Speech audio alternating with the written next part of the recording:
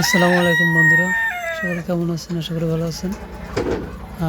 আমাদের ফার্মের ভেতরের অংশটা আপনাদেরকে একটু দেখাই। সেটা হচ্ছে ফার্মের ভেতরে যে মুরগি থাকার জায়গা এবং ডিম পাড়ার জায়গা, মুরগির অবস্থান এই সম্পর্কে আপনাদের একটু ধারণা দিতে চাই। এই ধারণার মধ্যে আমি বলবো যে এটা হচ্ছে মুরগির ডিম পাড়ার স্থান এবং রেস্ট নেয়। বিশেষ করে ডিম পাড়ার জন্য ব্যবহার করে জায়গাটা।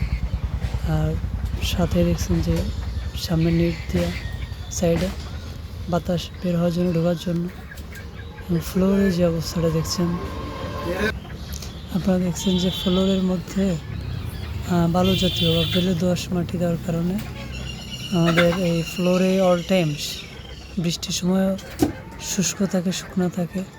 আমরা চেষ্টা করেছি যাতে করে এই পরিবেশ ধরে রেখে মুরগির জন্য বিশেষ করে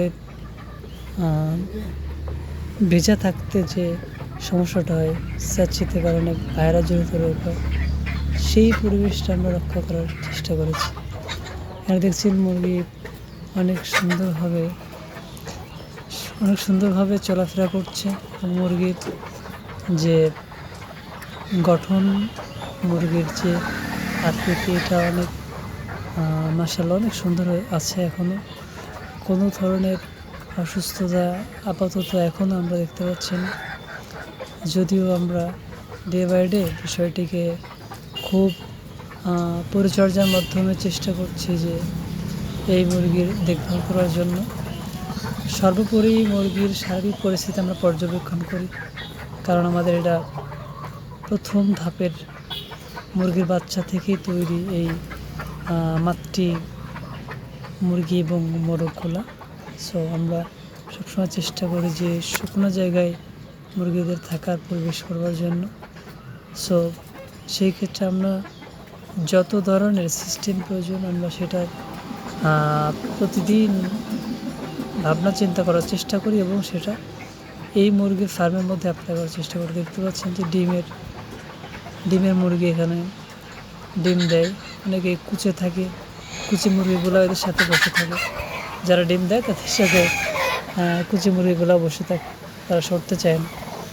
সো এতেও একটা বিরক্তি যে কুচি মুরগিগুলা বারবার সরিয়ে দিলেও আবার ডিমের মুরগির সাথে এসে ওরা সমস্যা তৈরি করে। এতে ডিম ভাঙার চান্স অনেক বেশি থাকে, কারণ অনেক চাপাচাপি করে, ধাক্কাধাক্কি করে, ঠোকাঠুকি করেই তারা একে অপরের জায়গা দখল করার চেষ্টা করে। তো এইখানে আরও একটা বিষয়, সেটা হচ্ছে মুরগির কুচি হলে কতদিন যাবৎ এদের কুচে থাকে, বা এই কুচে থেকে দ্রুত কুচে ভাঙানোর জন্য কোনো পদ্ধতি আপনাদের জানানো আছে কি না, আর জানা থাকে কি না। যদি জানা থাকে কুচে দ্রুত ভাঙানোর জন্য কীভাবে আমরা কাজ করতে পারি, জানা থাকলে আমাদেরকে পরামর্শ দিবেন। সো এটা হচ্ছে বাইরে থাকার জায়গা বা খাওয়ার জায়গা। মুরগি আমরা সকাল 9টায় ছেড়ে দিই, সেই টাইমেই ভিডিওটি করা। সো এখন মুরগি এরকম বাইরে পরিবেশে থাকে আমাদের ম্যাক্সিমাম টাইম, বাট বৃষ্টি হলে আমরা চেষ্টা করি ভেতরে রাখার জন্য। মুরগি বাইরে থাকতেই বেশি স্বাচ্ছন্দ্য বোধ করে, এবং বাইরে ঘাস আছে, সাথে পুকুর পাড়, অনেক শাকসবজি থাকে, সেগুলো ওরা নিজস্বভাবে প্রাকৃতিকভাবে খাদ্য আহরণ করে।